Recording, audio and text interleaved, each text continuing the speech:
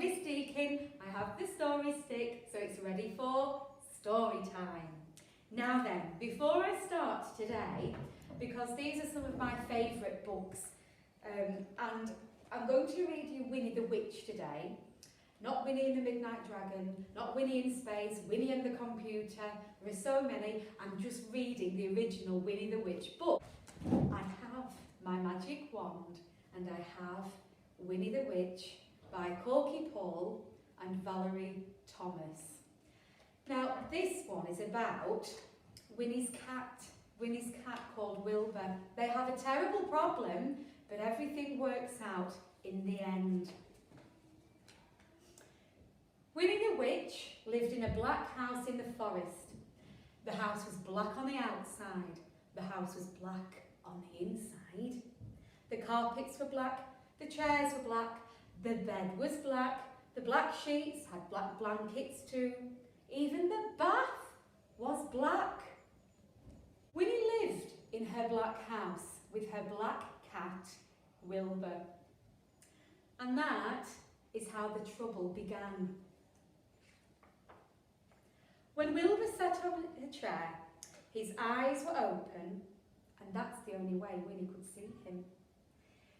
But when Wilbur closed his eyes and he went to sleep, Winnie couldn't see him at all.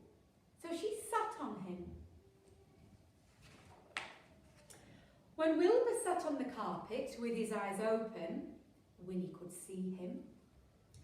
But when Wilbur closed his eyes and went to sleep, Winnie couldn't see him at all, so she tripped over him. One day, after a nasty fall, Winnie decided something had to be done. She picked up her magic wand and she waved it around and she said, "Abracadabra!" Wilbur was a black cat no longer. He was bright green. Now, when Wilbur slept on a chair, Winnie could see him. When Wilbur slept on the floor, Winnie could see him. And she could see him when he slept on the bed. But Wilbur was not allowed to sleep on the bed. So Winnie put him outside. Winnie came hurrying outside and she tripped over Wilbur, turned 3 somersaults over and she fell into a rose bush. When Wilbur sat outside on the grass, Winnie couldn't see him, even when his eyes were wide open. Dear. This time, Winnie was furious. She picked up her magic wand and she waved it 3 times and she said, "Abracadabra!"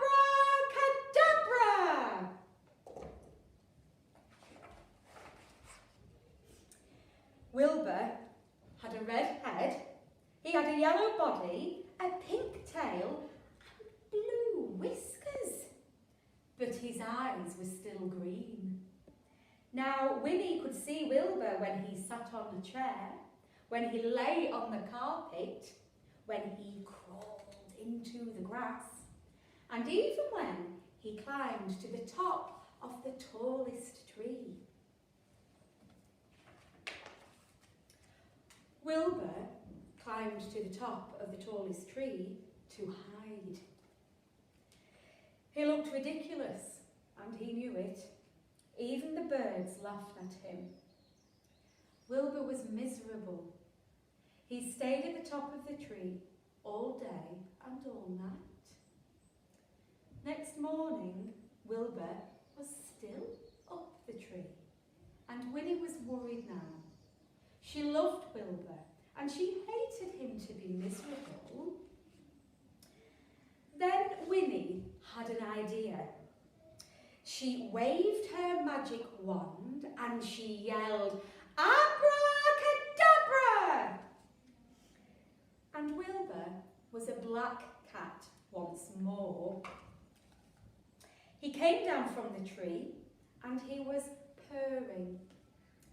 Then Winnie waved her wand again and again and again. And look what happens now. Now, instead of a black house, she had a yellow house with a red roof and a red door. The chairs were white with red and white cushions, and the carpet was green with pink roses. The bed was blue with pink and white sheets and pink blankets. The bath was gleaming white. And now Winnie can see Wilbur no matter where he is. I'm so happy for Wilbur now. Now, children, as I've told you before, you can do anything with a book. Now, with this book, you could make a broomstick out of sticks. You could even make them different lengths and put them in order of shortest to the longest. You could measure them using a ruler to the nearest centimetre. You could use purple mash to make your own retelling of this story, and you could make, using that programme, your own paint pictures as well.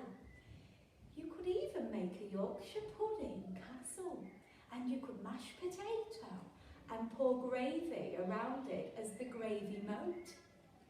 You could make your own magic wand. You could make your own spell book. Now, I've also noticed in this book, because I like to spot things like this, what do you notice about Winnie the Witch's ties? Look. That's right, they're a repeating pattern. We've got yellow, orange, yellow, orange, yellow. That's the one, orange. And you can make repeating patterns out of anything at all. Anything. You could make them out of sticks outside. You could make them out of buttons. You could even make them really difficult and really tricky. You could see if a younger brother or sister could do it too. Now then, I've also made petal perfume potions before too. If you get flower petals, they only do this with an adult because you have to be careful with some plants. You could make your own perfume and crush them up and mix them with water and see what the different smells are like.